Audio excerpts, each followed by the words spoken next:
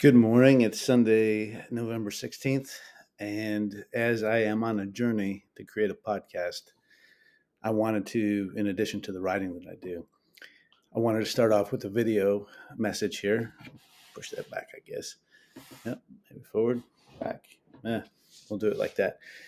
I want to title this one Sunday Morning Musings, which is basically it's named after a friend of mine in Donald. Um, And I wanted to do Sunday morning musings because I love college football on Saturdays. I love sports in general.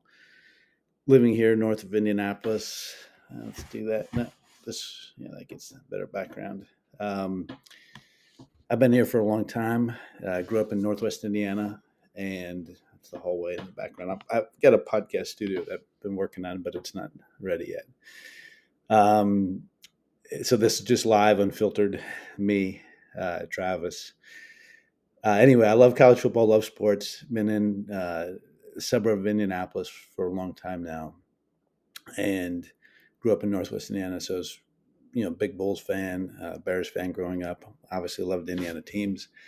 Anyway, college football is great. It was a great day yesterday. Not as many upsets as last weekend, and obviously, I want to talk about the markets too, and anything else going on. You know, uh, So this is just my thoughts unfiltered as I work my way practicing up to a podcast here, which I'm sure my kids, I've got uh, all the way from teenage daughters down to two boys who are 12 and 7. So, I'm getting older now, a lot of experience in the markets, experience in life, and enjoy writing and just want to branch out a little bit. So, one of my favorite writers, I like to read a lot, like to listen to podcasts, but I like David Hale from ESPN. He writes on college football. Bill Connolly is great too.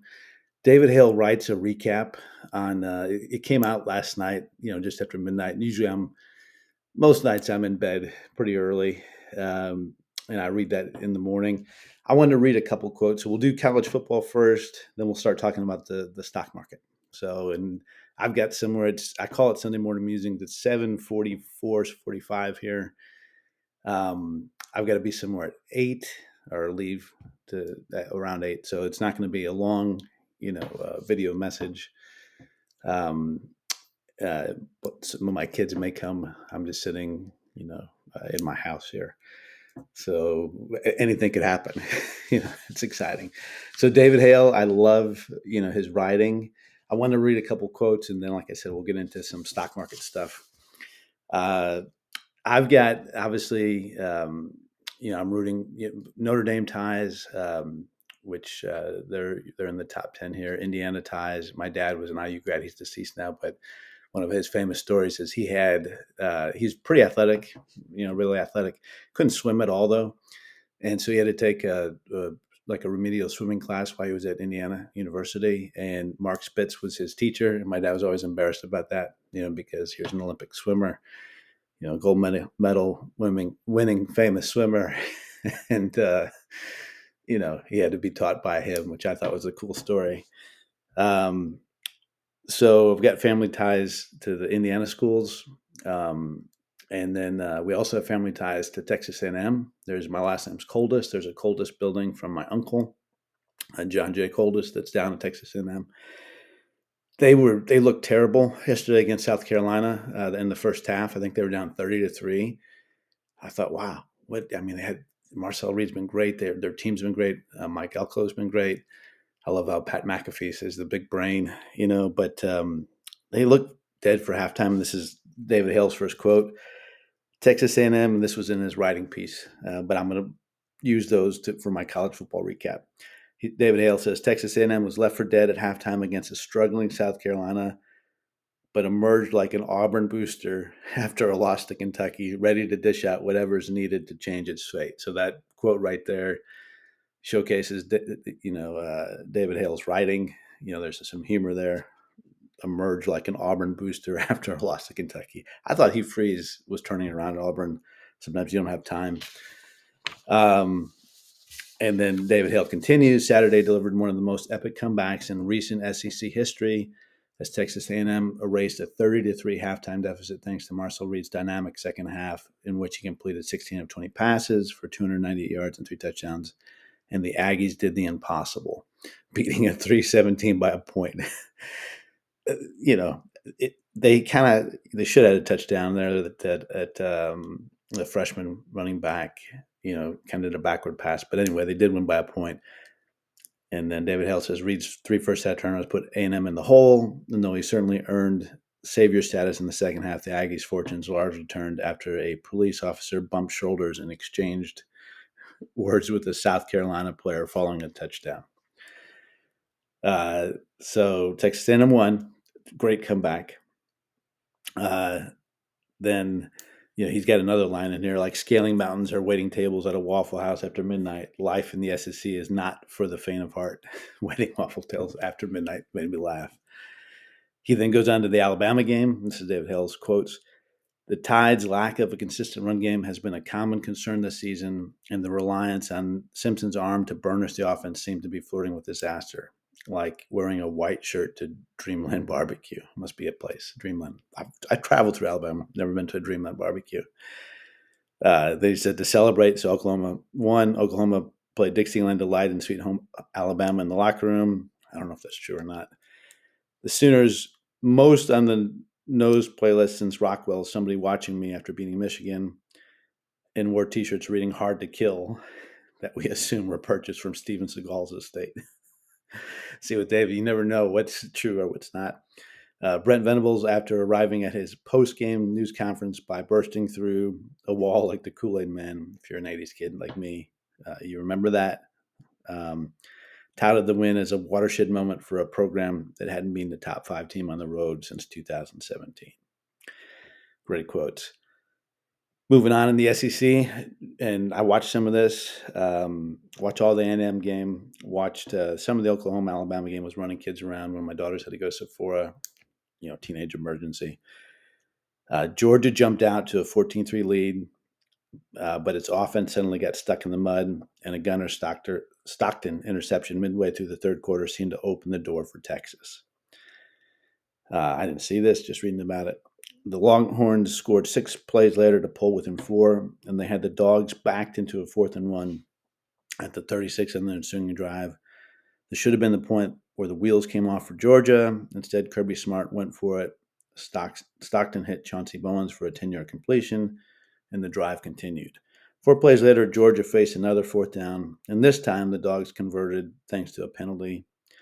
They scored a TD on the drive, executed a brilliant onside kick, scored again, touchdown, and the rest was easy. This is David Hale. Again, these are all quotes from David Hale's article. Love him as a writer at ESPN. The win was a credit to Stockton, who continues his run of understated greatness this season. He threw for 229 yards and 4 touchdowns, connected with 8 receivers, threw just 5 incompletions, and revealed he actually solved the government shutdown by playing an emotional rendition of Lee Greenwood's God Bless the USA on air guitar on the floor of the Senate. But it was a reminder, too, that Smart is the closest thing that college football has had to Kaiser Soze. I thought he was going to say Nick Saban. Utterly unflappable in the face of risk because no one else has the stomach to stop him. Then he moves on to the Big Ten in what Iowa fans describe as the most mind-boggling act of creativity since Kirk Ferentz moved crop circles onto Matt Campbell's lawn. The Hawkeyes lined up receiver Reese Vanderlee in shotgun, then threw a pass to Mark Gronkowski, so the Philly special for a touchdown to go up 21-7 on Iowa midway through the second quarter.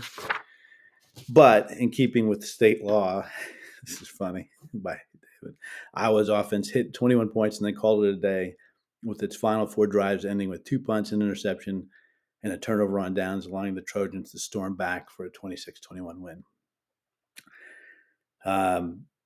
Then he moves on to the Big 12. Texas Tech looks increasingly like the one team outside the Big Ten in the SEC capable of making a deep playoff run after winning his past 4 games by a combined 126 points, each by at least 23, while its defense can make a case as the country's best. I agree with all that. Texas Tech looks legit, looks like a real team. We must admit it's nice to finally see a team from a small town without a lot of hoopla achieve such immense success, knowing all it took was some good old fashioned Texas gumption, the will to work every day, and 30 some million donated by oil barons who decided to support the football program because buying the moon involved way too much red tape. That's funny, you know. Makes me think of Landman, the TV show. David moves on to the ACC. In the ACC's ongoing quest to see how bleak things can get before its games require a parental warning, the league entered Week 12 facing a small but real possibility that it could miss the college football playoff. For that to happen, Duke would need to win out, claim the league's title with 4 losses, then be passed in the rankings by 2 Group of 5 champions. Was it likely? No. Would it have been the final straw before Jim Phillips flipped over his desk, lit his special ACC commissioner card that gets 20% off at Bojangles on fire, and moved into the woods to live a life of quiet and solitude along Paul Johnson? Yes, it would. That's David Hale. And moving on to the Ivy League, in a back and forth game in the Ivy League, uh, Penn turned an 11-play drive into a 30-yard field goal with 22 seconds left to go up 43-42 with 22 seconds to play. But the only time you should write off Harvard is if your dad can claim your tuition as a business expense for his venture capital firm. Not my words, David Hale. Again, I love his humor. The Crimson Tide got completions of 21 and 18 yards from QB Jaden Craig. This is the Harvard, setting up Kieran Core for a 53-yard field goal to win it. I don't follow the Ivy League too closely. I guess Harvard is 9-0 this season and 6-0 in Ivy League play, but just as importantly, those Cretans from Penn learned a valuable lesson about messing with Harvard men, who'll now don their victory smoking jackets, recline in an oversized leather chair made from hide of the world's last unicorn, swell a snifter filled with the tears of local street urchins, and twirl their mustaches as they recall their many great victories over their lessers. So that was me reading kind of David Hale quotes. I'm using that most of my time at 7:54. So I'm going to have to send another video message later today. I will touch on a few market things real quick, though. Um, the market it was a rough week last week under the surface for the speculative leaders. Bitcoin was down 8.6%. I view Bitcoin as a indicator of kind of a leading indicator of liquidity. It's only up 2.5% year to date. The meme ETF, MEME as a ticker, was down 14.3% last week, and it's actually down 33.6% year to date. Now, it just IPO'd recently. Oklo, ticker OKLO, which I think is one of the most speculative issues in the market. It got above a 25 billion market cap. It was 196 a share or above at its high here earlier in October. It's closed below 100 here, so down 50% from its high in short order. It was down 13.4% last week, and then Rigotti, the quantum stock, another what I consider a bellwether of the meme names, was down 24.6% last week. So the momentum stocks that have been leading have been getting crushed, and over the past couple of weeks, and you're seeing that in Bitcoin. ARK was down 4.7% last week. Now ARK is still up 35.5% year to date. The Qs are up still 19.6. They're behind though. Well, ARK isn't, but they're behind. The emerging market index was actually up 0.8% last week. It's up 32.7% year to date. The EFA was up 1% last week, and it's up 28.2% year to date. And then the energy sector spider, XLE, was actually up 2.8% last week. It's up 10.1% year to date. So there's I think it feels like Charlie Brown, getting the ball pulled away by Lucy. Looks like there's a capital rotation. We started to see that earlier this year. That ball got pulled away. It seems like it's happening again, knock on wood. And, I've got a lot more to say about that. So I'll make another video note again later today as I, again, work towards a podcast. I've got my get to work sweatshirt on today. I know Sunday's a day of rest. I got a lot more I want to talk about. Mark Benoff at Salesforce, he had this Elon Musk Tesla robot. It didn't, you know, it kind of looked like the robot to me from Rocky Four. I had to see when Rocky Four was made. It was a long time ago, and basically Mark Benoff said to get something from the kitchen. It reminded me of Paulie having this robot get him a beer, So I want to talk about that AI. I got a lot of thoughts on Japan, how it's very similar to what we've experienced here in the U.S. Japan's peak was 1989. All the biggest companies in the world were Japanese at that time. Now, and now today, Japan got to be 42% of the world's equity market capitalization at its peak. We got to be 65. We have more population, a bigger GDP base. So I think it's pretty comparable. Same thing though. Everybody in Korea, Mexico, if you look at their top 10 traded stocks, they're all derivatives of Nvidia or Tesla, or you know, uh, they have the ETF. So their money has flowed in from the rest of the world. But the irony this year is that the dollar has gone down 8.6%. You've seen outperformance by the Europe and Asia and the emerging markets. Things like Deutsche Bank's up well over 100%. Obviously, like Newmont's up over 100%. So the dollar being down helps that. I'll talk more about that in my next note. Thankful, grateful for everybody that reads my writing, listens to my work.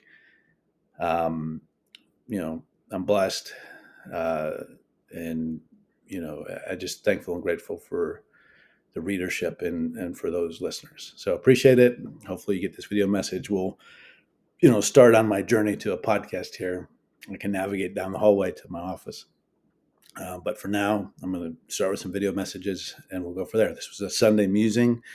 I'm Travis Coldus. I did a podcast, I think, sat in the same chair for Seeking Alpha. That's going to come out on Sunday night. And the lighting wasn't great. It was getting dark here. I took a shower this morning. Lighting the sun's coming out, but you're going to be with me on a journey here, and I'm going to write some more too. And so we'll see how that goes. Hopefully everybody has a great Sunday, and thanks for listening to this message.